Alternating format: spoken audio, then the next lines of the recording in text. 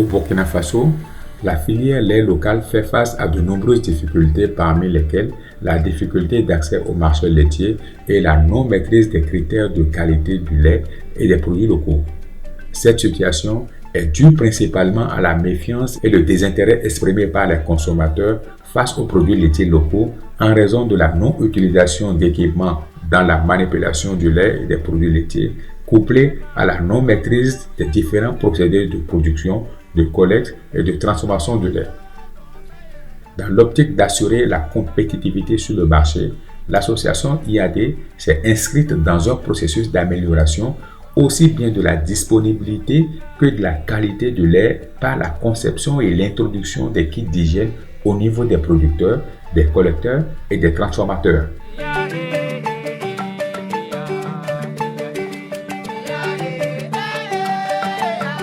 Au terme de nos activités de recherche, nous avons identifié des problématiques à des points donnés. Donc on a regardé la filière et les maillons. On a créé 3 kits. Il y a le premier maillon qui est le maillon producteur ferme, un kit. Il y a ceux qui sont chargés de la collecte, un kit. Et il y a ceux qui sont chargés de la transformation. Voilà les 3 niveaux.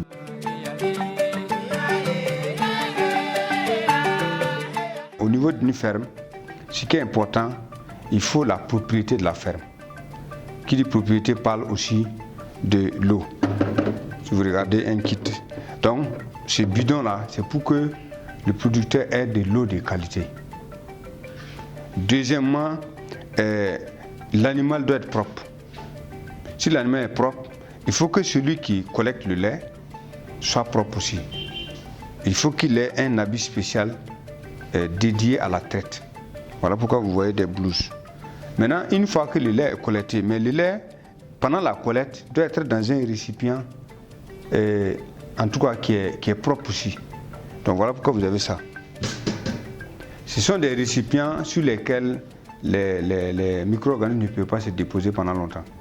Voilà. Donc c'est ça qui est. Donc on a remarqué que même si un animal est propre, si ce récipient n'est pas propre, c'est difficile. Voilà pourquoi il y a ces récipients. Maintenant, même quand on collecte le lait dans ces récipients, compte tenu des conditions de la ferme, le lait est toujours contaminé. Mais pas des micro-organismes forcément pathogènes. C'est pour cela qu'on a prévu dans les kits un tamis parce qu'il y a d'autres débris qui ne sont pas forcément des êtres vivants. Donc il faut bloquer et puis pour que le lait puisse être conservé. Maintenant, à la ferme déjà, l'éleveur a ça. Hermétiquement fermé, on a tenu compte de sa capacité de production aussi. Si vous regardez ça, ça vaut 20 litres. Ça veut dire 15 à 20 litres. Donc un éleveur, pour qu'il dépasse 15 litres par jour, il faut qu'il ait dans nos conditions minimum 10 vaches qui vont donner 2 litres, 2 litres, 2 litres. Donc ce qui fait que ça, c'est sa capacité comme ça. Donc quand il produit le lait dans ça, normalement, personne ne doit encore toucher. Le collecteur vient, il prend dans ces kits-là et il l'envoie. Donc le lait est moins manipulé. Donc le collecteur aussi doit avoir des conditions de propriété. Voilà pourquoi on a prévu des bidons. Et quand vous regardez aussi, tout ça ce sont des seaux qui permettent d'approvisionner. Et puis bon, il y a les boîtes, les savons, au niveau de la laiterie aussi, des serviettes, pour que le lait soit moins contaminé. Donc nous avons la composition qu'on a donnée. Donc il y a les kits aux 3 niveaux, ferme, collecteur et puis unité de transformation. Donc voilà brièvement les kits. Mais quand vous regardez ces kits-là, on a tout fait pour que ce soit des équipements accessibles, remplaçables facilement. Et on a tout fait aussi pour que la raison de chaque élément là découle d'un dispositif expérimental qui a prouvé que quand c'est telle matière, ça peut tenir concernant le lait. Ça aussi, ce sont des choses que nous avons vérifiées. Donc c'est des kits qui ont pour base des études expérimentales, pas forcément de la littérature, une vérification des conditions de production de nos pays parce qu'il s'agit de lait local. Pourquoi les kits d'hygiène? C'est pour convaincre le consommateur, pour que les produits locaux soient compétitifs. Parce que souvent, les gens ont des appréhensions sans preuve pour dire que, comme le lait vient d'ailleurs, ça doit être de qualité plus que le lait qui est produit localement. Voilà pourquoi nous sommes concentrés sur la partie propriété, hygiène du produit. Et là, le consommateur saura que la ferme travaille dans des conditions appropriées, le collecteur qui transporte le lait le fait dans des conditions appropriées, les transformateurs aussi le fait dans des conditions. Donc il y a une assurance. S'il y a une assurance, il y aura une consommation plus accrue. Parce que c'est la consommation des producteurs, des consommateurs qui va tirer la production et la filière.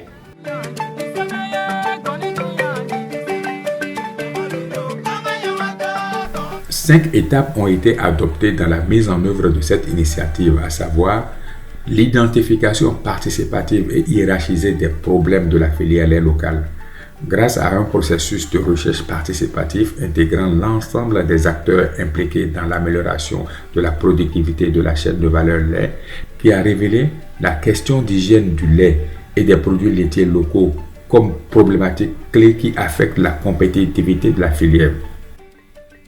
Deuxièmement, l'élaboration de la fiche de formation sur l'hygiène de lait. La fiche, on a intitulé « Comment obtenir du lait de bonne qualité hygiénique ». Voilà, comment faire. Et justement, il fallait que nous ayons les étapes même de l'hygiène. Et la vache, la ferme, l'éleveur, toutes les étapes jusqu'à la fin. Troisièmement, la formation des acteurs conformément à la fiche. L'objectif, c'était augmenter leurs connaissances et non seulement qu'ils sachent qu'on peut faire autre chose en dehors de cailler le lait simplement comme ils faisaient d'habitude dans les calebases et puis aller vendre en détail avec les louches, mais qu'ils pouvaient aussi transformer et conditionner et pour qu'ils puissent mieux vendre et pour avoir encore plus de bénéfices. Et aussi au niveau des qualités, ça ne sera pas la même chose. Qualité, hygiène et visibilité. Donc tout ça là, ça renforce et ça apporte plus. Quatrièmement, la co-construction des outils harmonisés. Des kits d'hygiène ont été conçus pour être accessibles aux acteurs de la filière lait qui ont des capacités faibles et moyennes, contribuant majoritairement au développement de la filière lait bovine. Cinquièmement, l'acquisition et la remise des kits pour utilisation. Par le biais du projet EmproLait, 20 kits ont été remis aux bénéficiaires d'une formation sur l'utilisation des kits d'hygiène conformément aux fiches techniques. On a pu convaincre des cadres d'une mine où il n'y a pas seulement que des Burkinabés. Ce sont des habitants de l'Afrique de l'Ouest et même de l'extérieur du continent africain qui consomment le lait là-bas et qui l'apprécient. Donc ça, c'est un premier changement majeur. Le deuxième changement très important, c'est qu'aujourd'hui, on a pu connecter les collecteurs qui ont des tanks avec les laiteries. Ça veut dire qu'ils envoient uniquement le lait dans les cocottes hermétiquement fermées. Si ce n'est pas la laiterie qui doit vérifier la densité ou d'autres paramètres, le pH, c'est eux qui sont capables d'ouvrir. Donc ça, c'est un changement.